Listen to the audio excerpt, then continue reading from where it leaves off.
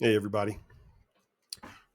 This is Solomon, Book 1, Sapphire Eyes, Chapter 8, Freedom.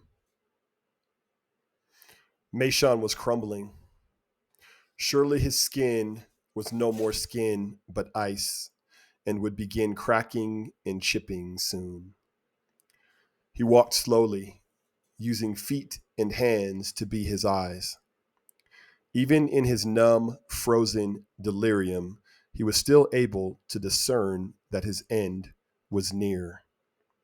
At least he would die on his feet with a measure of peace. After what seemed like hours, his hands encountered a very strange rock, seemingly immense and very warm. Dream or reality, he did not know. He knew only that every inch of his glacier skin screamed for warmth. He sprawled and rolled against the rock, wishing he could unroll himself flat so every piece of him was in contact. He did the best he could, stretching along at its base, and slept, or died, as the case may have been, assuming this was an illusion. When he woke, he did not immediately open his eyes. His eyelids were deliciously orange and warm. He could see the red pencil lines of his meandering veins. He was alive, somewhere, either life or afterlife. He honestly could not say. He felt a hard warmth at his back and remembered the rock. Curious, he felt behind him. The rock was strange, warm and smooth with sharp lines like ridges, like scales. He opened his eyes, flooding his irises with blinding, blurry light.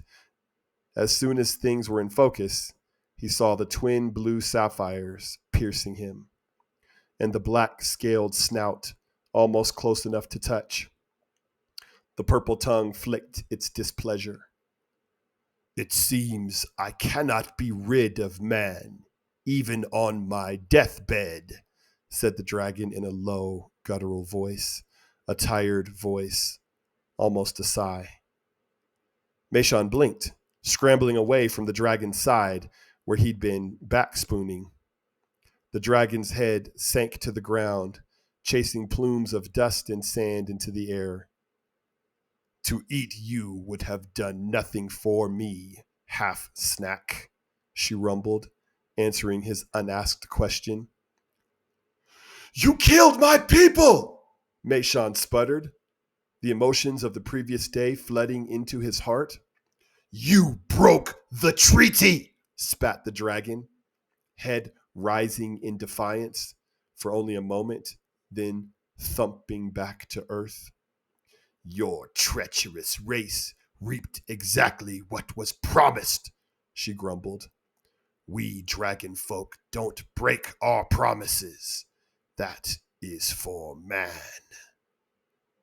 Realizing that, for some reason, the dragon was not going to eat him, Meshan stood back and turned to see what had happened to her. Vast as she was far less intimidating in the daylight. Several spear shafts, maybe 15 or 20, bristled from her body. The wounds were oozing. She seemed a weak and frail thing here in the light, though she towered endlessly.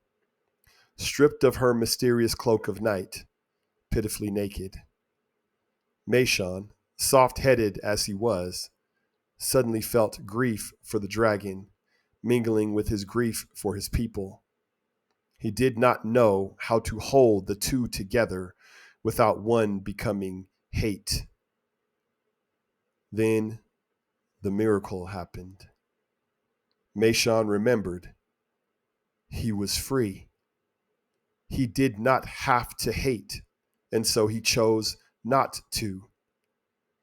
Ludicrous as it seemed, impossible as it seemed, he made his choice. He turned, as in a daze, and walked to the dragon's face. Her lips pulled back from her teeth. Meshan stared into her sapphire eyes, laid his palm on her massive thorny snout. and loved her. Yes, he loved her. I did not stutter. He loved her with all her sharp teeth and claws and poison spit and blazing fire and all the havoc she had wrought.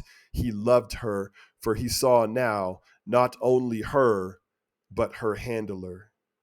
He could just make out the thin rope shimmering around her neck. He forgave the dragon for being a dragon and himself for being a man, and such a thing had never been. Meshan's eyes filled with tears. He rubbed her rough snout gently back and forth, and for a long and precious moment, she let him.